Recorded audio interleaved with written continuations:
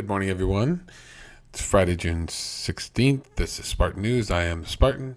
I wanted to go over Russia's military losses over the last 24 hours and then review just a couple of interesting news items to kind of get your teeth into, get your day started. So, to start off with, 590 troops will no longer be taking part in the illegal war in Ukraine.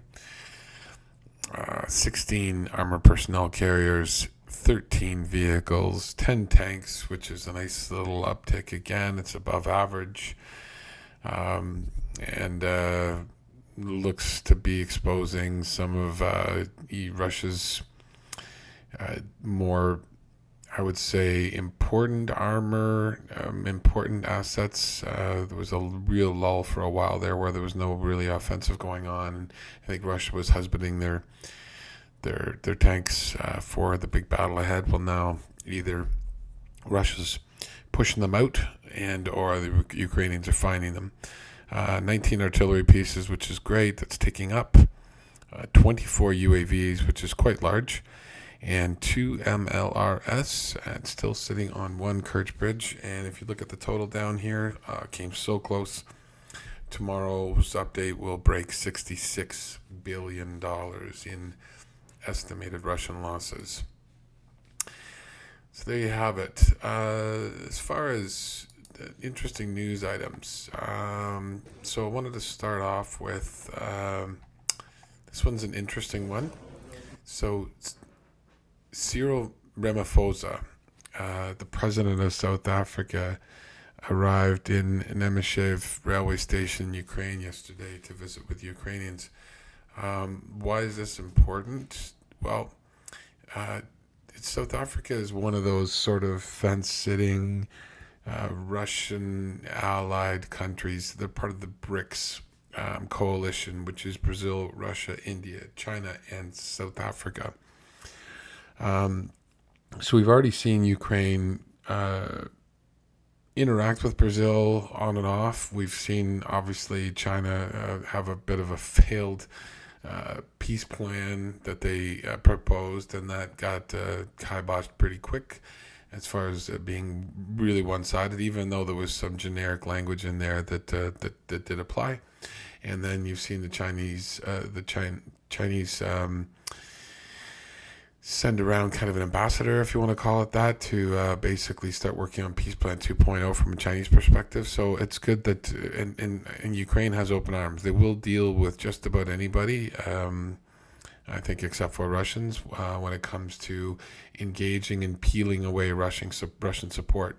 There is 3 and 4D chess being played here, and trust that Ukraine welcoming in South Africa with open arms is not just a way to further to gain further support from disparate countries around the world. It definitely would be aimed at peeling away the S in BRICS, and pretty tough to see the treatment of people in Russia and the way that the Russian government and military, etc., are behaving in and outside of Ukraine. And then the president of South Africa visits Ukraine and sees how welcoming and how incredible the people are and how under attack they are. And I believe there were air raid sirens in Kyiv shortly after this visit. So we'll see how that goes. This one here is an interesting one. It's just basically another more high profile support for Ukraine is great. Howard Buffett, the son of famous Warren Buffett, brought humanitarian aid to Avdiivka. He came to the long-suffering city together with volunteers from Ivano-Frankivsk and the Global Empowerment Mission Foundation. Just want to play that for you. That's Mr. Buffett right there. The other volunteers. This looks like a kind of a rally point before they go out and deliver the aid, I'd have to guess. підтримуються як всередині, там, схід і захід разом, так і дуже поважні люди. Мега поважні люди. Слава Україні! Слава Україні! Ми переможемо однозначно. Збройні сили України.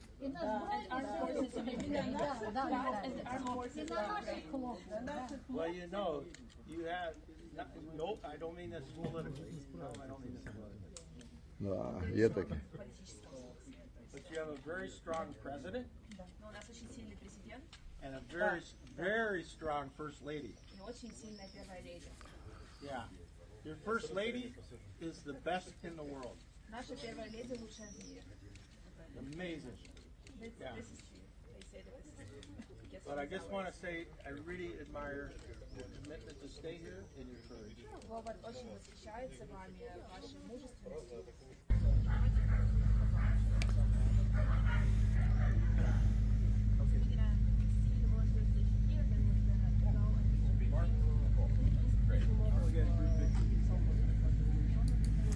Anyways, we'll leave it at that. Just wanted to show you another high-profile support for Ukraine. Okay, so this is. Oh, sorry. Let me just read this first. So this one's interesting to me. So we talked about the Miklik before. It's basically the mine clearing system, if you want to call it that. It basically involves a truck, basically what would be considered not twined, but a bunch of explosive charge, line charge, laid into the back of the truck, and there's a rocket attached to the front of it, and basically that rocket will go out to a predetermined destination, and they can aim these rockets at different distances, so that basically a couple of different line charges can clear a path.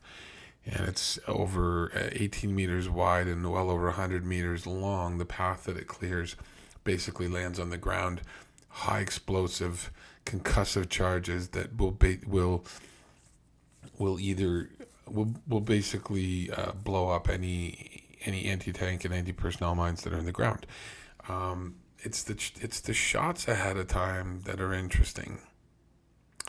So you're going to see what looks like flares from a helicopter, which it's not, and then you're going to see some other impacts in the ground. Those aren't part of the Miklik, and then you're going to see the couple of Miklik charges come out. So I'll just let you watch. So right there, I don't know what those are. I've not seen those come out of a Miklik before. They literally look like what might come out of the back of a helicopter as they're firing off some rockets and trying to. And then if you look off in the distance here, 1, 2, 3, and those are interesting. They're almost like geysers, but I know there's phosphorus burning. Something's burning. This one's burning white. The other three are burning black. I've not been able to figure out what caused these. There's the Miklik rocket.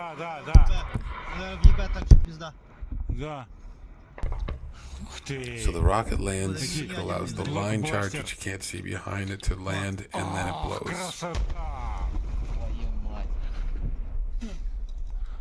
And if there were any anti-tank or anti-personnel mines in that area, they are gone.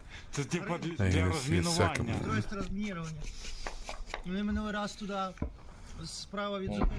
want to land right in here. There's the next rocket. And it drops the line. Hard to see for you probably, but 3, 2, 1. Boom. And dirt actually landed on the cameraman way back here. So now 200 plus meters of land and at least 18 meters across have been cleared.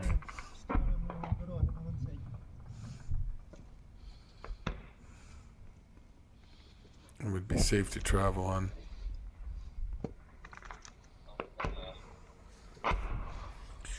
По нам не працюють. Тут And you have to think бомбардують. the guys operating these, yeah, it looks like a lot of fun. Probably is. At the same time, they would be one of the number one targets for Russians to try to take out.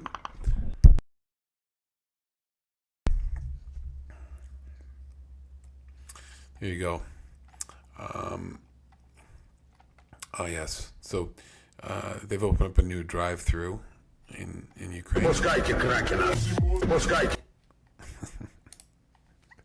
I had to kill the music. Here's the new drive-through.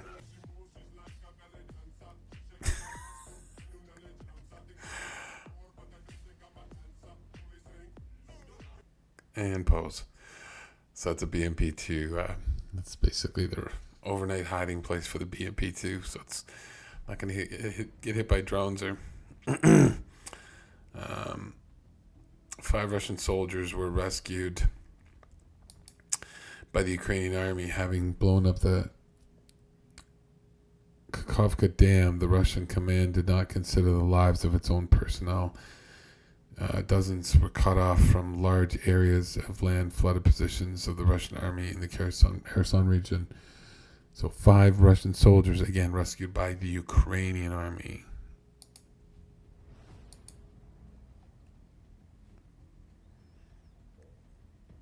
So this is them there huddled in the water, flooded out by their own government.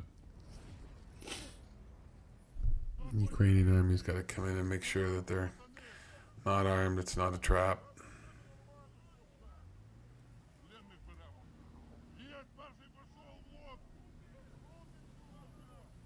And to this day, you're seeing the Ukrainians helping primarily Ukrainians, the Ukrainian army primarily helping Ukrainian civilians on the left bank of the Dnipro because the Russian military and Russian government are refusing to help them. So here's all the Russians being pulled into the boats, the rescue boats. That was right after the explosion. Anyways, just thought you'd find that interesting. And last up, volunteer Georgian Legion fighters keep the morale high on their downtime.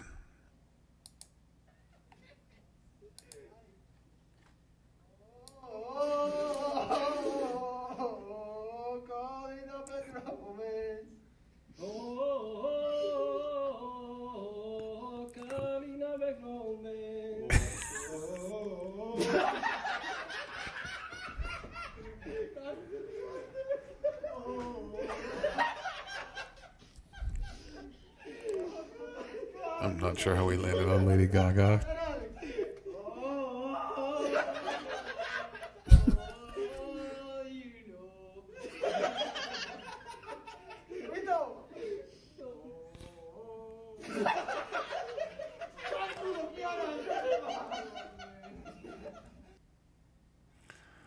War is hell, but it doesn't mean you can't have a good time with your mates.